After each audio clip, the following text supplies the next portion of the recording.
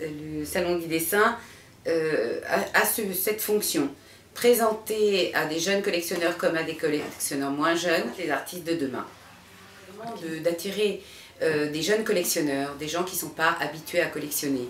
C'est-à-dire qu'on démarre dans une fourchette de prix qui est de 200 € et cela va jusqu'à 10 000 €. Aujourd'hui, quand on est jeune, on n'a pas forcément la notion de ce qu'est la collection, puisque la collection, qu'est-ce que c'est? C'est à partir de 2 œuvres, on est collectionneur. Mais il faut attirer un jeune public qui puisse s'intéresser aux créateurs de demain, ou du moins ceux qui feront le marché de demain.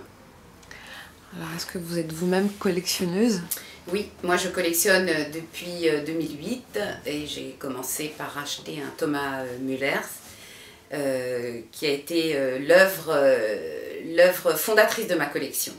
Thomas Müllers étant un artiste allemand. Est-ce que vous avez une ligne par rapport à votre collection, ou s'il y a des tas de choses de différents horizons qui racontent différentes histoires? Non, je pense que c'est plus des coups de cœur, des coups de cœur qui sont liés à l'œuvre de l'artiste, mais également à la personnalité de l'artiste.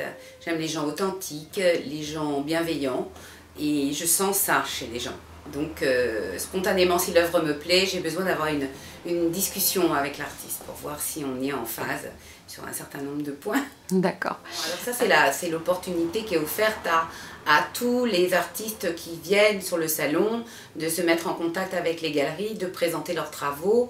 Et là, les galeries sont accessibles a priori pour regarder ou pour trouver de nouveaux artistes à présenter dans des expositions qu'ils organiseraient.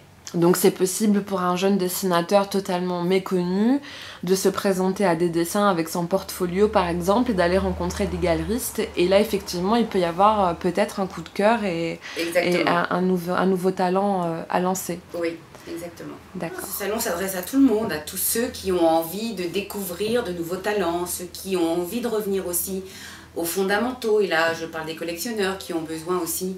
Le collectionneur c'est quoi? C'est quelqu'un qui découvre. C'est également quelqu'un qui spécule, mais c'est quelqu'un qui découvre.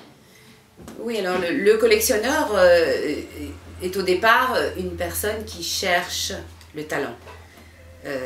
Si on remonte à ce qu'est le collectionneur à travers les siècles, ce sont des gens qui cherchaient des nouveaux talents et qui les mettaient en visibilité. Donc en fait cette table ronde était, dont l'intitulé était le dessin traditionnel et le dessin aujourd'hui.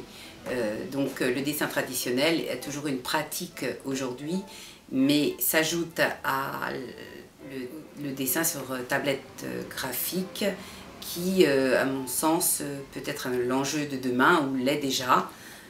Voilà, et je vous donne rendez-vous pour la prochaine édition de Dit Dessin qui se déroulera en principe en mars 2016.